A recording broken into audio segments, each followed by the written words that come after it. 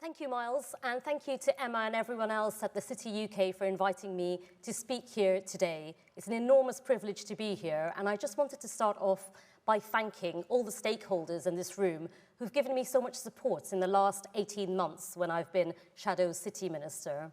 In opposition, you don't have a whole host of civil servants behind you, so we relied a lot on the stakeholders for support, especially during the Financial Services and Markets Bill, which I led on from the opposition. Some of you will know that other than financial regulation, one of my great passions is literature. On the panel, the punchy panel, we just heard about the great philosopher Mike Tyson, and now you're going to hear A Tale of Two Cities. So, I don't know what Charles Dickens would think of Labour's vision for the two cities, but I'm going to tell you anyway. The first is the international city. The UK leads the world in financial and professional services, and a Labour government will be absolutely committed to protecting the international competitiveness of your industry. The second is the domestic city, the city rooted in the national economy. Labour's industrial strategy and green prosperity plan will have financial and professional services at its heart because we recognise this is the UK's greatest asset.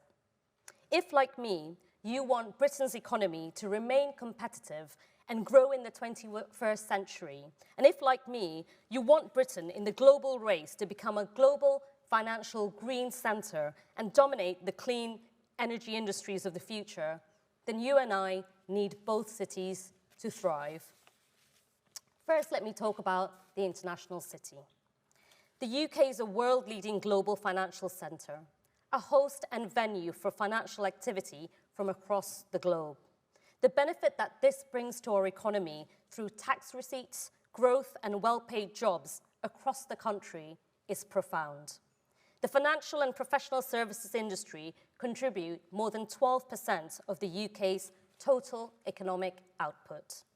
The number of people employed in the industry continues to grow, now at more than 2.5 million people, with 2/3 of them outside London. Indeed, you could argue there are not just two cities, but many more. The industry spread throughout the UK, with major centres in Birmingham, Bristol, Edinburgh, Glasgow, Leeds, and Manchester. Each of these cities employ at least 30,000 people. The industry is Britain's largest taxpayer. We are the second biggest exporter of services in the world. And we don't just export our financial, legal, and professional services, we set global standards, and we should be proud of that. However, in a world of growing competition, not just from the United States, but Europe, Asia, and beyond, we cannot afford to be complacent. I commend the City UK's ambition to restore London as the world's premier financial industry by 2026. And as Shadow City Minister, I share this ambition. And I'm fully committed to empowering the city to retain its competitiveness on the world stage. And that's why I supported the Financial Services and Markets Bill, and in particular, the new secondary objective on competitiveness and growth. And that's why I want to work so closely with industry through the City UK to deliver new measures to make this objective meaningful. I recognise the important contribution that your industry has made in recent years in the formation of the future regulatory framework. And if we do win the next general election, I will continue this work in a Labour government. And as City Minister, I will work in partnership with you to build on it, to ensure that we have a regulatory framework that allows your industry to contribute to economic growth, to embrace new technology and innovation, to enable the transition to net zero. And as a Labour government, we will protect the UK status as a global financial centre. But we also have ambitions for the other role of the city, the domestic city. The financial and professional services industry plays such a central part of our national life and economy. The work that you do helps people build up their savings for security later in life, or to protect themselves when things go wrong, or to buy that first home, or start the business that they always dreamt about. You create jobs, not just in financial and professional services, but in every industry and every part of the country. And the Labour Party wants to unlock the city's full potential to drive growth across the wider economy. And that's why our Shadow Chancellor, Rachel Reeves, set out her vision for capital markets reform in the US last month. This included exploring how we could allow insurers and pension funds to invest alongside the British Business Bank. This will de-risk investments and make it easier for liquidity providers to invest in the high-growth firms of the future. Defined benefit pension schemes in the UK hold around £2 trillion worth of assets, and DC schemes around a further £500 billion. Even mobilising a fraction of these funds could provide a hugely significant source of capital growth for UK companies. For example, just 5% could mean over £100 billion of extra investment in businesses. And this would just be the first step in our ambition to supporting British businesses. The Labour Party is excited about ideas being generated in the City of London and how we can generate larger pools of institutional capital. Whether that's consolidation of funds or finding new structures to allow funds to invest in high-growth investments. We will also address the bottlenecks preventing inward investments to our economy, such as radically reforming Britain's planning system. But I believe that it is climate change which presents the two cities, both domestic and international, with the greatest challenge and also the biggest opportunity. The UK's Inflation Reduction Act and Europe's response to it reveal the global race in clean energy is well underway. But even in partnership with an active state, the city has the potential to be the top global destination for green finance. While a long-term industrial strategy with clear roadmaps for different sectors will be key to unlocking the city investment needed to transform our domestic economy.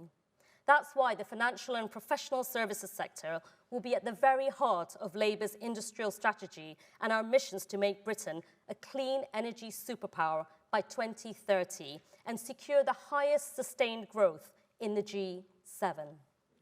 And I'm proud to announce today that a Labour government will aim to unlock billions of financial services investment to cut bills, create jobs in clean energy, and deliver energy security.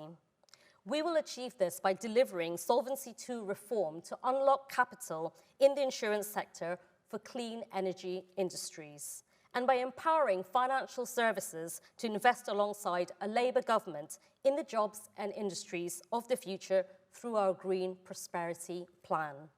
We will make public investments in the industries that are crucial to Britain's future success, such as hydrogen, electric battery factories, wind, and nuclear.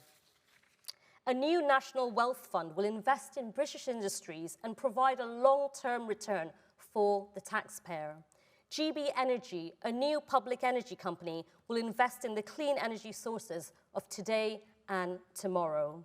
Throughout, we will use public investment to crowd in and unlock further private investment from the financial sector service, just as the Inflation Reduction Act and the CHIPS Act have done in the US. And we will set a clear path for the UK green taxonomy and sustainability disclosure requirements to give the city the confidence that it needs to invest and to cement our future as the foremost international hub for green finance. Labour will also work with experts, regulators, and industry to explore how green-covered bonds could potentially be used to unleash billions in city investments for green infrastructure. Banks and insurers raise close to £200 billion in bonds annually in the UK. If we could work towards just 5% of this being allocated to green infrastructure, it could provide up to an additional £10 billion a year for projects such as wind and hydrogen. And most importantly, it will not cost taxpayers a penny.